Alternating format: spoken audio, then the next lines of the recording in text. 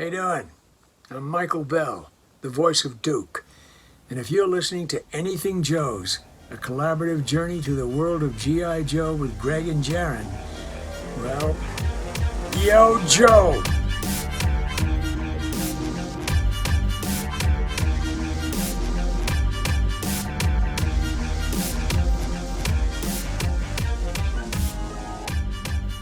Hello, everyone, and welcome back to Anything Joe's, a collaborative journey through the world of G.I. Joe. My name's Greg Engel.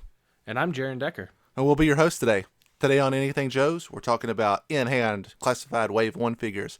We're talking about recently released images of classified Wave 2 images. We're talking about the Larry Hama Kickstarter figure finally arrives. And we'll talk about the leak on the G.I. Joe video game. Jaron, let's launch right away into some Wave 1 figures. I worked really hard to get these, and so I'm stoked that I finally had them in hand and I was finally able to open them.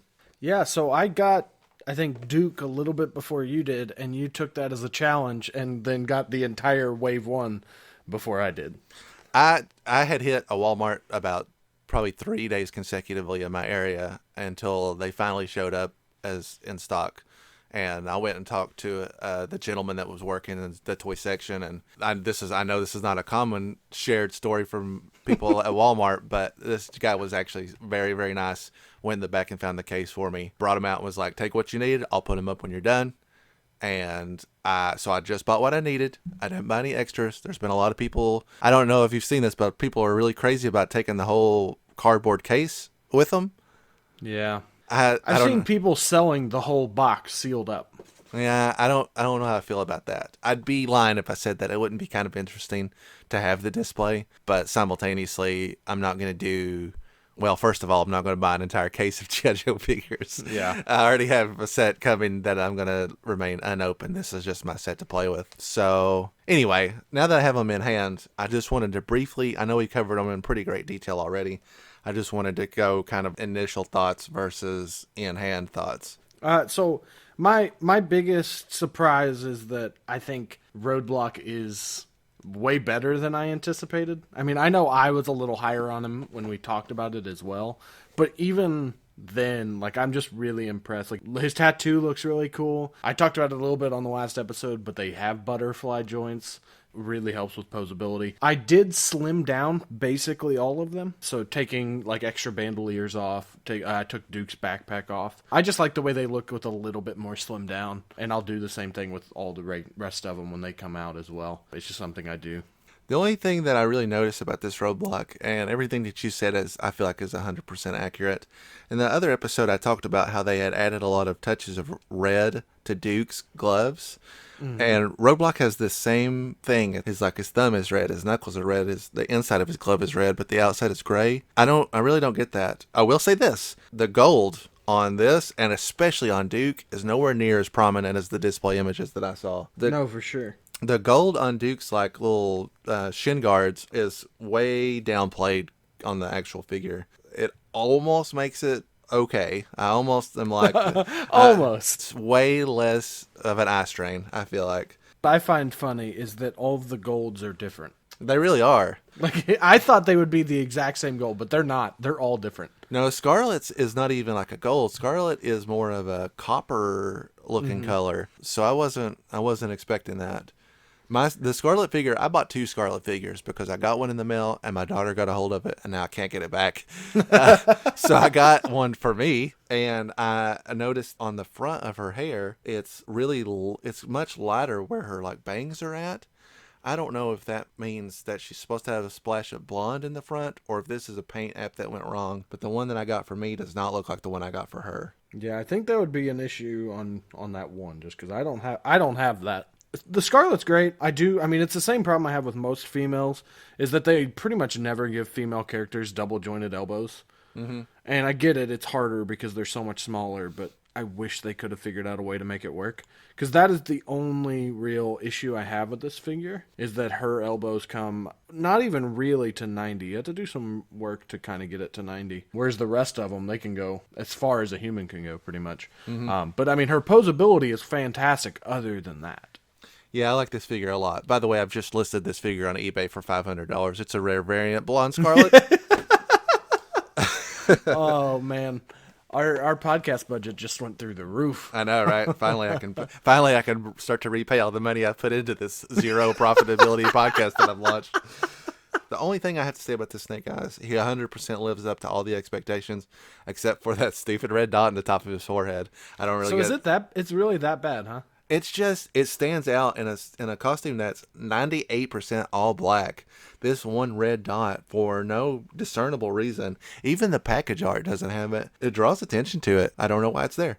That is weird. See, I don't have the regular release Snake Eyes, unfortunately. I'm surprised they didn't do it on the deluxe then. Like, you would think the one with more color variations would be the one that had it, not the one that is homage to the unpainted Snake Eyes. Maybe it's supposed to be the teeny tiny Arashikage symbol that they wanted to throw in there, and you pull off his visor, and that's the rest. The rest of it is there.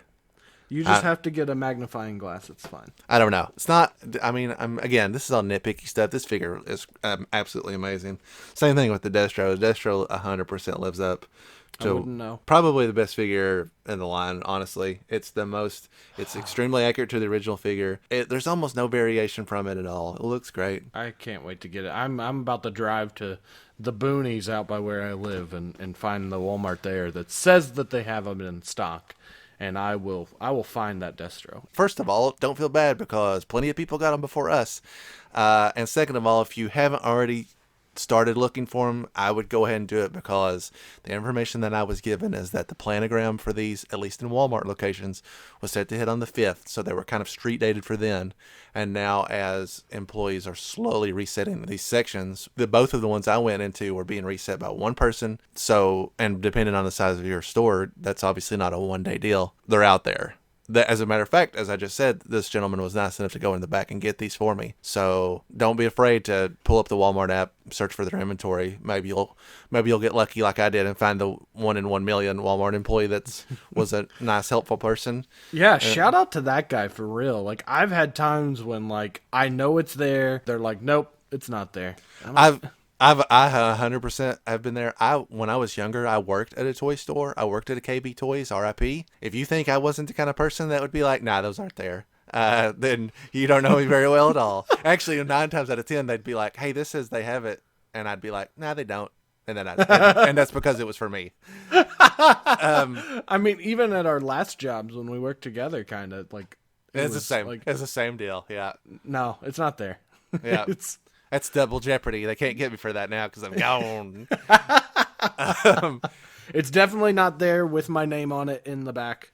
I promise. Also, a fun end note to that story is that when he brought them out and let me look at them, I was like, oh, dude, you've made me so happy. You have no idea. And this guy deadpan looks back at me and goes, well, one person at Walmart should be happy at least today. Never have truer words been spoken. Oh my gosh, that guy is my hero. He's on it, man. Not only does he actually do his job and do it well, but he is just so honest.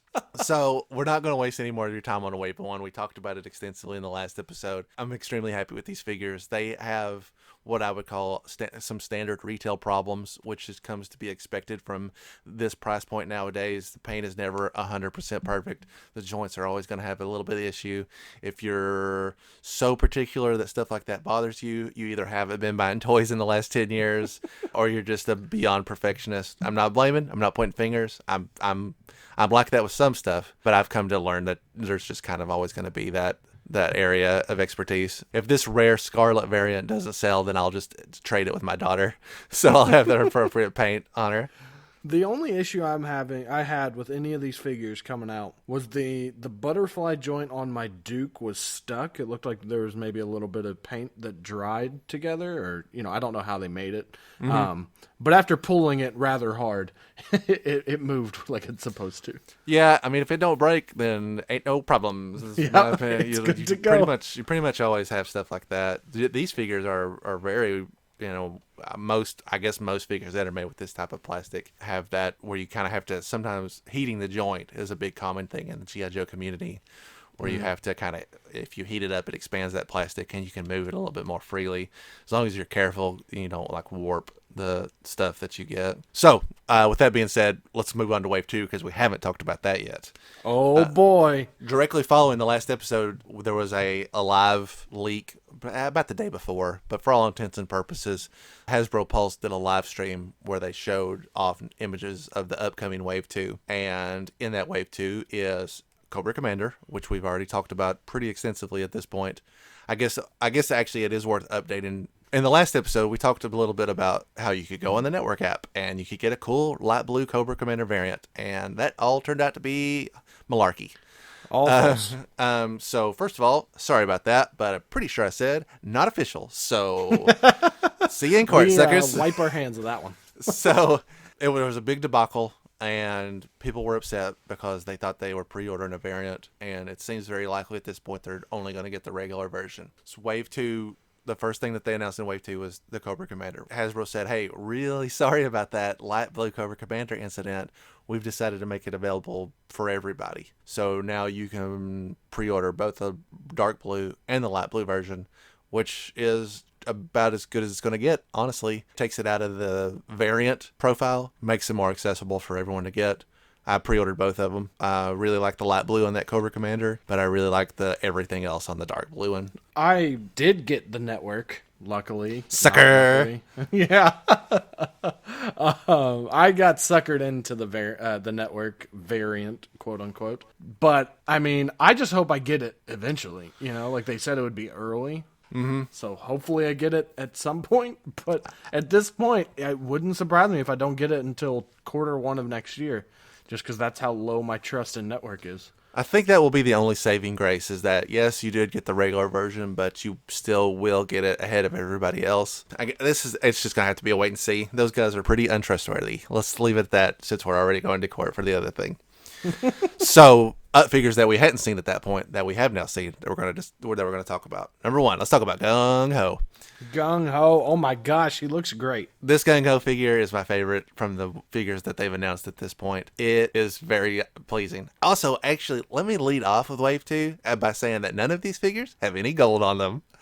That is true. with the exception of the Destro, but that is a whole other can of worms that we'll get to. They couldn't put gold on the rest of the figures because they used it all on Destro. Quite possibly. It does make me wonder if the feedback from the first wave when the pictures were shown, if there was enough of a reaction to it that they were like, okay, people don't like this. If you look at this Gung Ho picture, he has shin guards on similar to Duke, but they are all in like a silver color. And he has wrist bracers on as well, and those are all in a silver color. And guess what? Those look totally fine.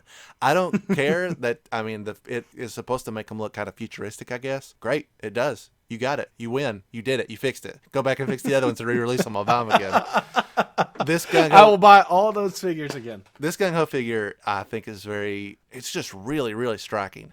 He's got a lot of that military green. He's got camouflage pants. His guns are way closer to the realistic side than the futuristic side. He's got what is very clearly supposed to be some kind of shotgun. He has a grenade launcher looking gun. And then he has some Halo. I don't know what that gun is supposed to be. If I say, not trying to brag, but I know a little bit more about guns because I am a gun, not collector, but owner. All those guns are actually really close to a lot of the guns that are real. Like that shotgun is very similar to like a Kel-Tec. Like you could go out and make this gun. Like if you bought a shotgun, you could make a gun that looked almost exactly like this. The grenade launcher, pretty much the same. I mean, it looks like what they would use for like smoke grenades, like police and military and stuff. And that rifle is actually modeled after what looks to be like I can't remember the name of it, but it's a UK, like a European assault rifle where the magazine is actually in the back. So other than the fact that they're really silvery, they're not that unrealistic. I know some people say they look spacey, and I can understand that because it does look not like the traditional, but those are all guns that I could easily see at a gun show. This also makes me wonder if they were listening to feedback from Wave 1 where people thought the guns were a little bit too outrageous. And so they were like, well, we'll get a little bit closer. Jaron, we were talking before we started the episode, and you brought up a great point that a lot of Marvel Legends figures have basically 100% realistic looking guns. So it does beg the question, why can't these figures use realistic guns? Yeah. Well, and like the deluxe one has realistic Uzi, so It's not like they're 100% afraid. I do want to point out that on the Gung Ho, it looks like the shotgun will mount to his backpack. I don't know if you've noticed that. I just noticed it now looking back through it. Like that looks really cool if we can do that. Yeah, this looks pretty. I mean, this figure's pretty great. But let me talk about the stuff I don't like. This is all little stuff. Again, this figure's phenomenal. Go get it after I've gotten mine.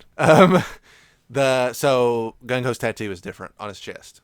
And I talked a little bit with the community at large about this, and popular consensus seems to be that as opposed to in the 80s, the United States Marine Corps has a copyright on the USMC tattoo or the logo, which means that Hasbro can't just go use it freely without their permission. Now, I don't know if they weren't able to get permission, or they wanted them to pay money to use it and they didn't want to pay it, or thirdly, maybe they still wanted to continue to distance themselves from realistic military, so they thought, well, we'll do something a little different. This is the most critiqued thing online by far, is that this tattoo is just, it's not what they're used to. So based on what we know about that, the circumstances surrounding it, it's safe to say that does put you in a pickle. Do you do nothing, or do you create a logo that looks as close to it legally as you're allowed to? I mean, I could see this in various other promotional images. It has kind of like a phoenix vibe to it, with something kind of at its feet.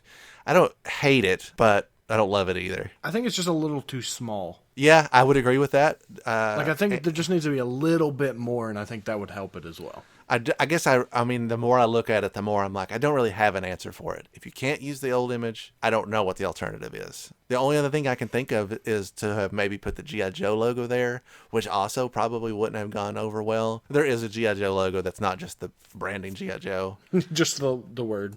Yeah, which I also wouldn't put past them. But, I mean, again, I don't have a good solution for this. But so the only other thing, and I know this would not also be received well, is if you just closed his vest and you let us imagine that there was one. I know people wouldn't be pumped about that because that's kind of an identifying factor in Gung Ho.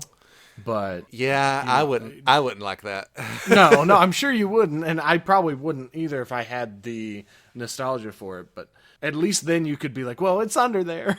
Yeah, it's under there. The only other thing I really want to bring up is that he's wearing a kind of an army cap, and he's in the Marine Corps. So that hat doesn't really fit the criteria of what, it's close, but it's not there. And I think there could be a little bit more accurate hat to go with him.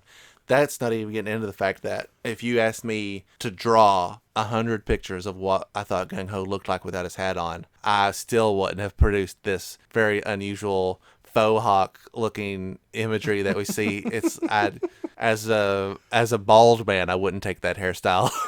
No, it's just a little too short. The thing I want to know is that used to keep the hat on? They have to have some latch or something. It's probably just fitted on his head. It's probably just a tight, like you stretch the rubber out a little bit, would be my guess. Yeah, I don't think they put a black piece of tar on his head to keep the head on, or Velcro. If they did, look like Velcro. Holy cow! If they did, I don't think they would want to show that in these promo images. Certainly, no. I don't know what they were thinking with that. I don't hate it, but it's definitely the last thing I would have expected to see underneath that hat. So anyway, that's Gung Ho. I think he's great. Couple of little things, no big deal. So the next figure in line is the Red Ninja. I am not going to talk about the Red Ninja first. I'm going to let you talk about him first because I already know that you like him, and I don't want to spoil that with all the things that I have to say about him.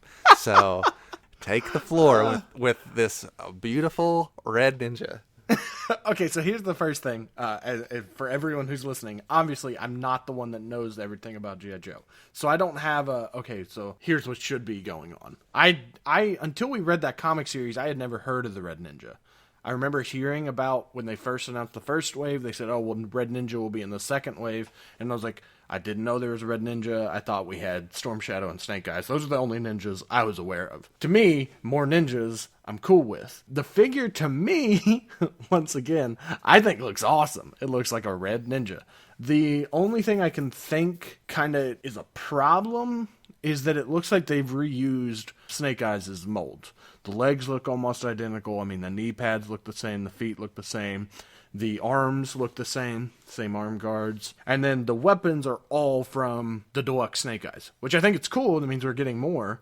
And obviously they don't want to just not use them, going forward. I mean, those are literally the weapons from the Snake Eyes release. I do think it's cool that they let him kind of hold all of them. Because that's always my problem is, okay, what are you going to do with all these weapons? I wonder how it affects posability, but, I mean, look at all there's a picture that they took with it, and you can see from the back, and it's just all of the weapons kind of put where they go, and then he's got 2 in his hands. I think it looks awesome. I'm probably going to end up buying 3 just because I like the way that they look together. Question for you, are there more than 3 ninjas? So, like, if I army build this, is that going to be okay? Yeah, so the easiest way to describe the Red Ninja to somebody that's not familiar with them is they are kind of like the Hand from the Marvel Universe. Okay. They're kind of like, if you've watched the Daredevil Netflix series, they're kind of the people that take in Elektra and bring her back. They're just this, or even Foot Soldiers from Teenage Mutant Ninja Turtles would be an apt comparison. Like a League of Assassins from DC. They are a stormtrooper. That's what I should have led with, was the Star Wars reference. They're just a fleet of operatives that work for hire. Okay, so if I buy 10 of these, that's not going to be out of universe. No, if you buy 100 of them, you're still, it's still all within the context of it. I mean, because I do like army building, and if the figure works well, I might end up buying it probably 5 or 6 if they're easily accessible. Okay, so ruin it for me, Greg. Here's the thing about this figure. As a figure, I have any specific thing that I don't like about it. Everything that you said is right. It comes with a lot of great accessories. They're reusing existing molds, which Hasbro almost always insists on doing to cut corners. And it makes sense. It makes good business sense. Yeah, for sure. And if it means we get more other figures. You want to open a line as early as possible with a troop builder. Because obviously troop builders, just like Jaren has shown, is multiple sales of an individual figure to one person.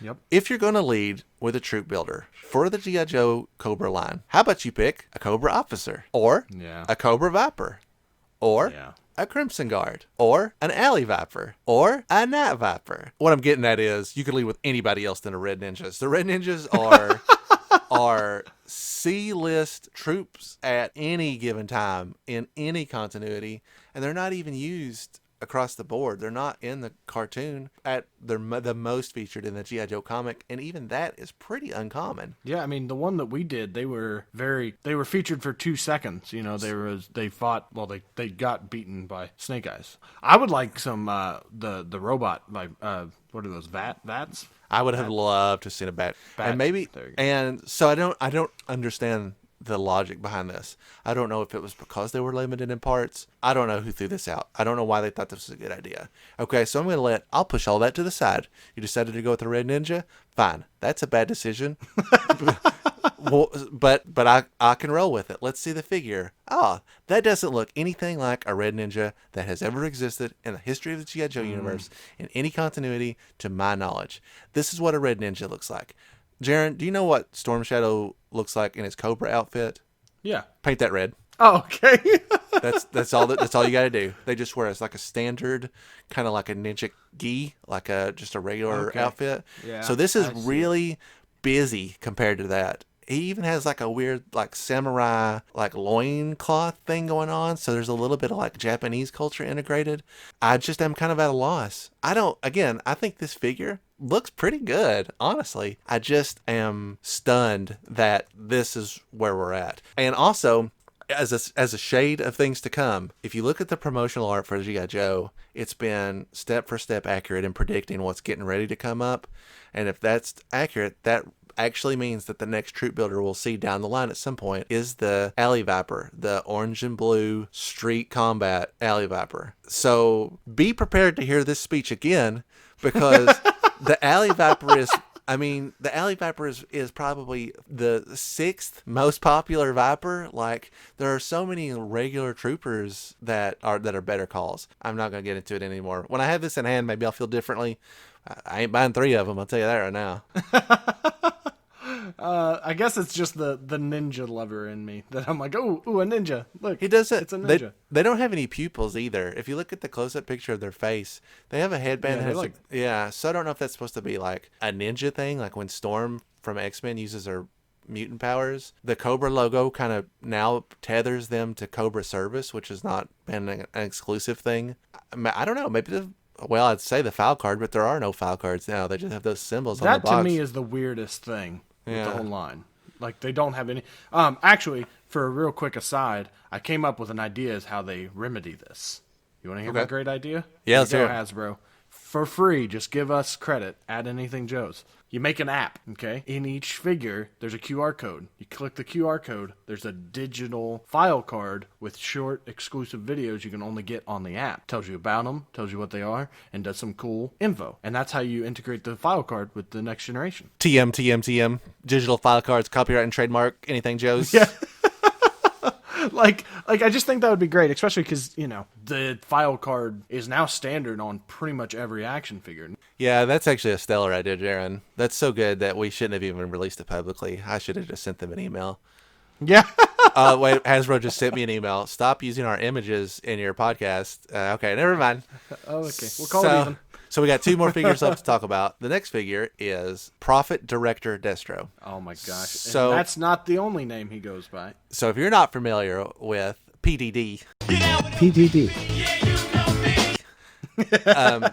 this is a figure that was released as a convention exclusive. It was supposed to be in a Toys R Us exclusive 3-pack back in the 90s. He has an outrageous paint scheme. It's like leopard skin and red, and he's wearing his gold helmet. And it was called Pimp Daddy Destro as a fan-based nickname, not an official name, because he's so outrageous looking. Well, they've taken that concept and run with it, and they've made one that really fits in with that line. They gave him the same paint, but now he has this like lion cloak. He has money that's on fire.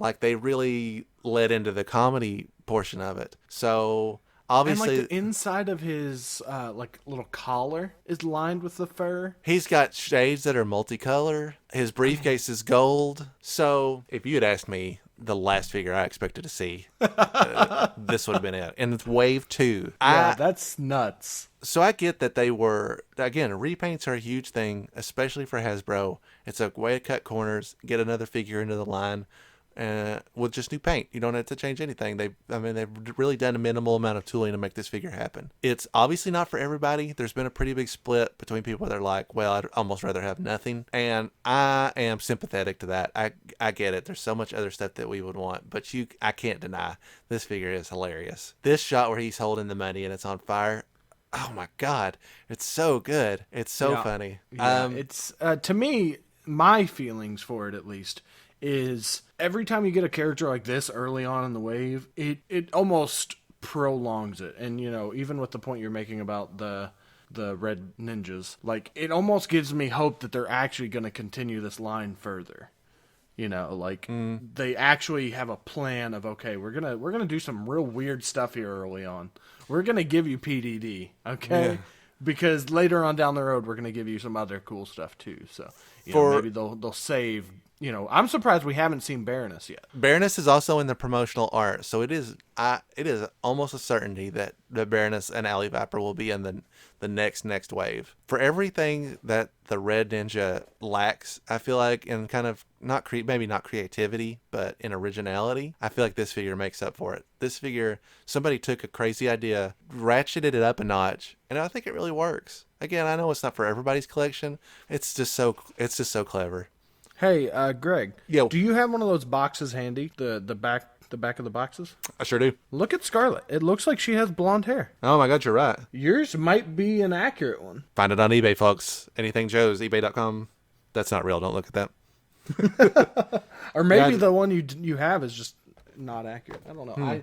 I'll look into that further and see what's what. Maybe it was a paint app that got missed, or maybe some of them have it and some of them don't. Maybe the ones that shipped in the mail shipped before the paint. I don't know. We moving on to the last figure? Yeah, right. So let me pull this up real quick. So at the same time that Hasbro Pulse announced all these waves, they also said, hey, by the way, we have an Amazon exclusive that's going live right now, and it's a Storm Shadow. Well, this is the only figure we didn't know was coming. It's also not on the back art. Yeah, so it totally took everybody by surprise. Doubly so because it absolutely was one of the last Storm Shadows I would have expected to see. Jaron, what are your thoughts on this figure? So I think it's really cool. I did have questions because, immediately after I saw it, I was like, okay, so wait, this is not Cobra Storm Shadow. That's correct. This is the new, I'm a good guy now Storm Shadow. And it looks like, at least the picture I see, it says Arctic Mission Storm Shadow. Yeah, so this is based off of version 3 Storm Shadow. It came out in 1992. This is when he is the leader of Ninja Force, which is a subset of just ninjas that he's training and working with. Him and Snake Eyes and Scarlet and a couple other, I don't want to say nobodies, but characters that kind of fall to the wayside. There was nothing at this time to suggest that it was a snow or Arctic based figure. I guess they just felt like that's something they could run with. So here's my question is, do you think this is a variant? No, because it's an Amazon Prime exclusive, it doesn't look like... Actually, I am going to completely take all that back. The idea that they might release a regular version of this in all white is probably pretty likely. They might just hold it back a wave or two. Because it looks like, I can't see the... let me see. Yeah, so on the box for Prophet Director Destro, they use Prophet Director Destro, so I'm wondering if... maybe that's how they'll really tell, okay, this is a different version, here's this, so maybe this is an exclusive, and it could be the same way where we get Wave 1 Destro, Wave 2 we get Prophet Director. This will be kind of the inverse. Okay, Wave 2 technically will get, you'll get Arctic Mission Storm Shadow. Wave 3 you'll get regular Storm Shadow. It is interesting that they chose to lead with this, but the more I think about it, and knowing Hasbro, the more likely it is that they'll want to reuse this mold somehow. And the easy takeaway would be to make an all-white Storm Shadow, which again is not exactly what I think the fan base would want. I'm not even going to get into the fact that if I look at this figure and paint him all red, he makes a pretty great red ninja. Maybe that's the play here. Maybe you get 2 of these and you paint one red. And it's just Red Ninja. I don't know. I like it. The only issue I'm having with it, at least from what I can see in box, is the hood does not look like it wants to sit on his head right. Yeah, it looks very weird. This figure in general looks like it could potentially have a lot of gross issues out of the box. It doesn't look assembled. I don't know. It just looks challenged to move. It's definitely the most difficult from what I've seen so far. Like, I could see real issues happening. I can see some real warping. Also, it looks all right. I'm not the most pumped about it, I guess I should say. Yeah, I'm glad we're getting a Storm Shadow, and even an okay one is better than none at all. It again is just a question of trying to understand why this version, it's technically our first exclusive if you don't count the network. Sure is a lot of gold on this Storm Shadow. He's got all gold arrows, man. What do you think that's about? His bow is all the way gold. He must be making up for the fact that Gung Ho and all of them don't have gold. They're like, look, we used a lot on Prophet Director Destro, but we still have a little bit of leftover gold to hit our quota. I imagine you pull that face mask off and it's Bruce Wayne, because who else shoots solid gold arrows through his enemies? Honestly, you could make this a Bruce Wayne when he's training in Batman Begins. No, you really could, actually. So that wraps up our Wave 2 talk. Just at the tail end of this, before we move on, I wanted to talk about this leak that came out of Hong Kong. A Hong Kong-based toy retailer, Hobby Base, lists Beachhead, Cobra Trooper, and Snake Eyes movie figures. So I'm not going to rule out a lost in translation issue with this. Maybe not with Beachhead, unless they are using a different name in Hong Kong. But the listing, which is a very small blurb, you can find it on our Facebook page, facebook.com/anythingjoespod. It says, this is verbatim, classified series, parentheses, 2020 movie, Roadblock, /Beachhead, /Cobra Trooper. And then it lists the pre-order price, and then beneath that it says classified series 2020 movie figure plus vehicle bike. Now I'm going to go ahead and eliminate movie figure plus vehicle bike, because that ties into the leak that we got from the Target datapad several weeks back that has code names listed for all the stuff that's coming up. There's specifically a listing that listed as coming with a bike. If I remember, it specifically says G.I. Joe figure and bike. So we know that's coming. not a leak. We just don't know the details of it yet. This does perhaps tether it in a little bit more legitimately to the movie. Probably a Snake Eyes on a back. It probably is a movie version Snake Eyes. Again, that's just speculation, but because it specifically says movie figure, that's probably a safe bet. Now, coming back to these other three things, which again, we don't have any information on. We got Roadblock. I have no idea. I don't know if that's going to be, it could be a repaint based on perhaps a movie-based appearance. It could be that Roadblock is releasing at a different time internationally, and so he's just considered as a different part of the wave. It could be none of those things. Yeah. Same thing with Beachhead and Cobra Trooper. Beachhead, we've not seen any information that suggests that. We have no images to even speculate about. It seems unusual that would be tied into the movie unless he's in the movie and we're not aware of that, which would be pretty surprising. And then a Cobra Trooper. I wonder if these are all legitimately tied into the movie line, and I'm excited to see how similar the movie line will be to the figures from the Classified series. Will they be the same exact scale? Will they have very similar packaging? I mean, I'm sure they're going to try to reuse as much as possible. But anyway, I just want to throw that into the end that is a potential leak. It could be something that we see more about as we get closer to the release of the movie. I'm really shocked we don't know anything about the movie yet. I mean, I know with the status of the movie industry as a whole, it's kind of crazy. But to at least not even have a trailer or a title card, like an official one, it's crazy. Yeah, I can't believe there's no trailer out. That's very surprising at this point. Considering the movie is supposed to launch late this year, it doesn't seem likely at this point. I get that COVID-19 has put everything in sort of a gray area, but if you're going to push it back and stop getting my hopes up. Post-converted for 3D already. Just kidding, nobody. Everybody would be so bad. That wraps up our Wave 2 talk. Let's go ahead and jump into the next item. So the last two items that we want to talk about are the Larry Hama action figure Kickstarter has finally arrived at homes, including mine personally. If you're not familiar with this figure, this was a Kickstarter that launched in 2017. Oh, wow. By Fresh Monkey Fiction. It was hard for me to even remember pledging for this. It has been so long. 2017, they came out and they said, hey, we've got a couple of different versions. We're making a 4-inch G.I. Joe scale figure based around Larry Hama. The mock-up for it looked great, and I was very excited to get in on it, so I went ahead and just bought the regular one figure. There were higher tiers in the Kickstarter that got you a mystery accessory, which we now know to be like a hat that fits on his head, and there was a signed card and some other great stuff. I'm not hating on any of that. It was just what was in my budget at that time was to just get the regular figure, and perhaps that was good because it took 3 years to fulfill. And that's not me throwing shade at Remco or Fresh Monkey. They had some challenges that I feel like were 100% legitimate. They had to deal with a lot of angry fan pushback, as the G.I. Joe community is well known for, but they had a lot of difficulty getting these figures made in China. They went with a factory that turned out to be very difficult.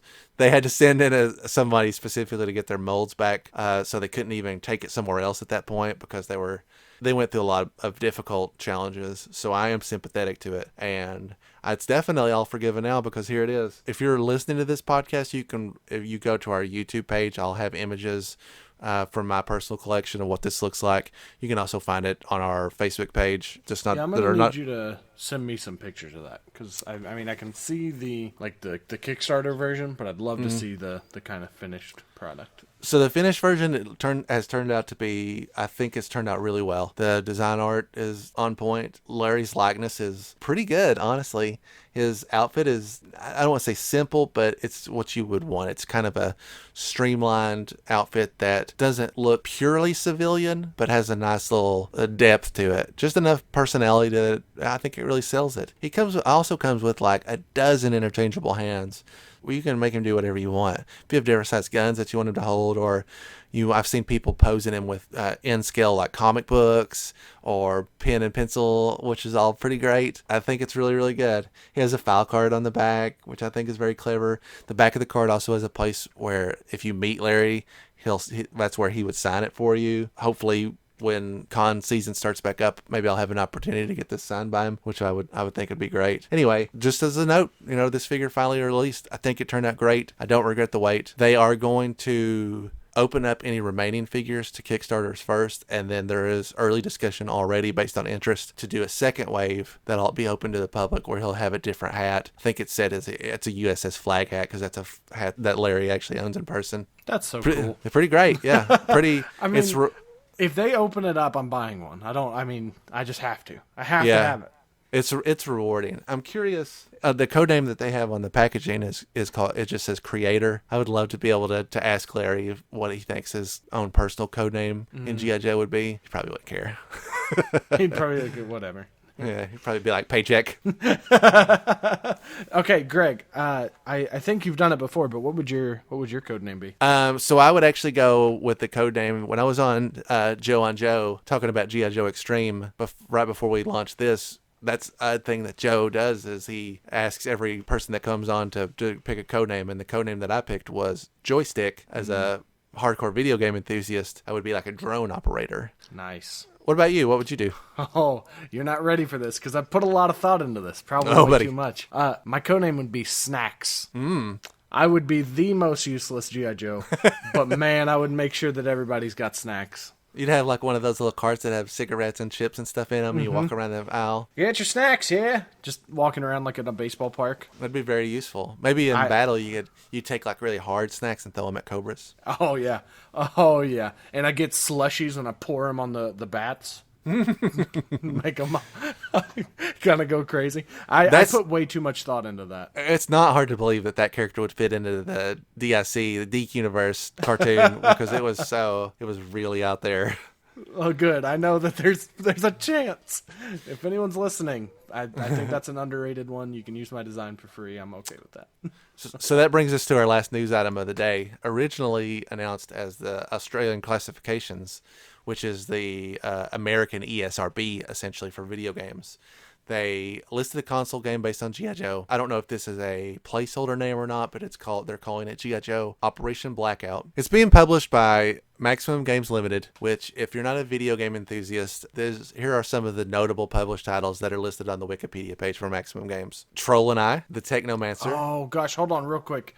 The Troll and I? Oh, my gosh. Yeah, there's some real turkeys here, dude. That's got me real worried. Alakan's Gun. These are games that I have personally played and these games are really middle of the road. They're like borderline budget titles. They don't do anything right, but they don't do anything wrong. I guess I'm not being fair. They're not all turkeys. Sherlock Holmes Crimes and Punishments is a totally fine game. They've got a World Rally game on here that's pretty good. Looks like they did a conversion for Myst. So Mutant Year Zero, that was a pretty okay game. It's a real mixed bag. Here's the other thing. Jaron, as somebody that has also worked in the video game industry, what is the first thing that you think of when I tell you that the retail cost on launch day for this game is $39.99? Bad news, son. That's right. It's bad news.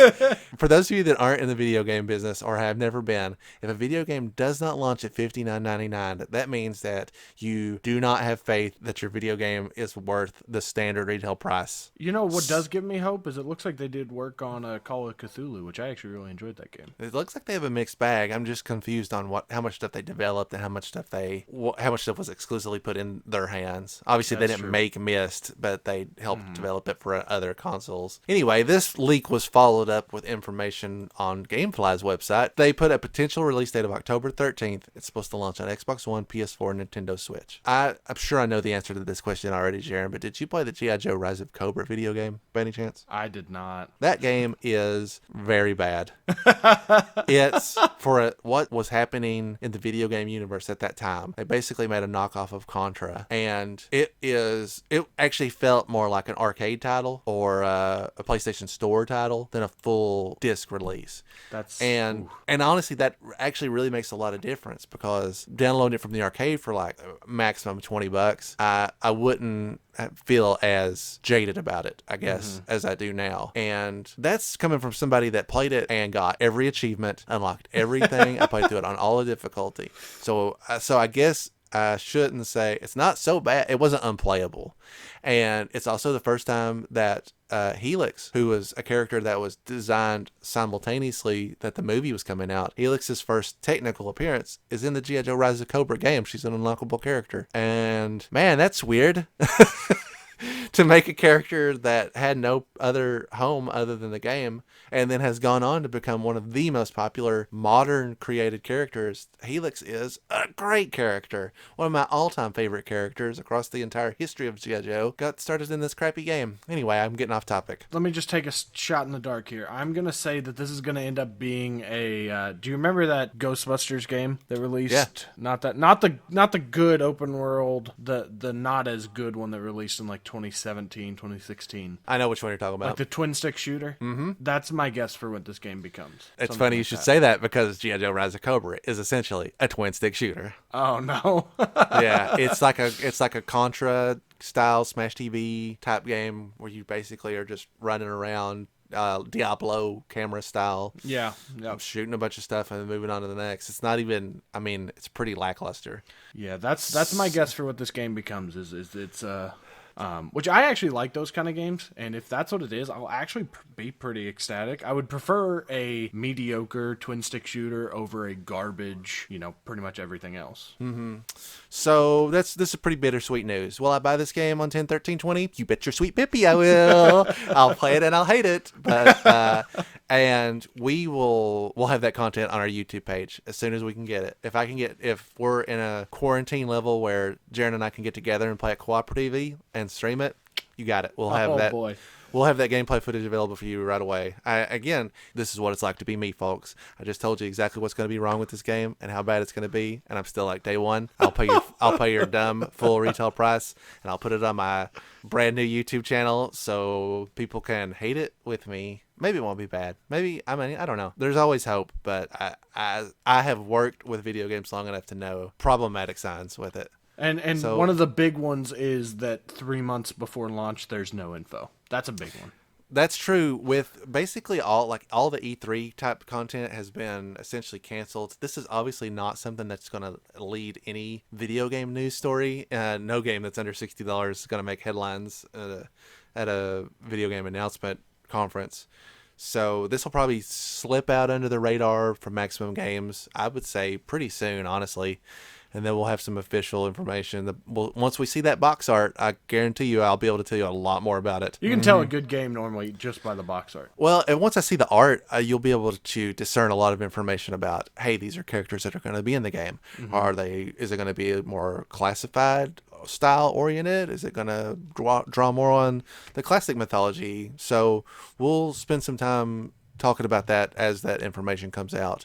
It's such a crazy time for G.I. Joe, Jaron, because every time we sit down, we have all this great content planned out where I'm like, we're going to go back and talk about the original G.I. Joes or our favorite vehicles. And then every time we're like, man, we have a lot of news to talk about. Yeah. So it's actually pretty exciting. And we're so pleased to have a platform where we can share that with other fans who will also give us their feedback on it and take this quote-unquote collaborative journey through the world of G.I. Joe with us. Speaking of sharing that information with us, please feel free to reach out to us at any time at anythingjoespod@gmail.com. You can find us on facebook.com at anythingjoespod. That's also our Twitter handle. That's also our Instagram handle. That's all the social accounts that I own right now, so don't go claiming any of the others. If they don't ban TikTok, I'll open one up there.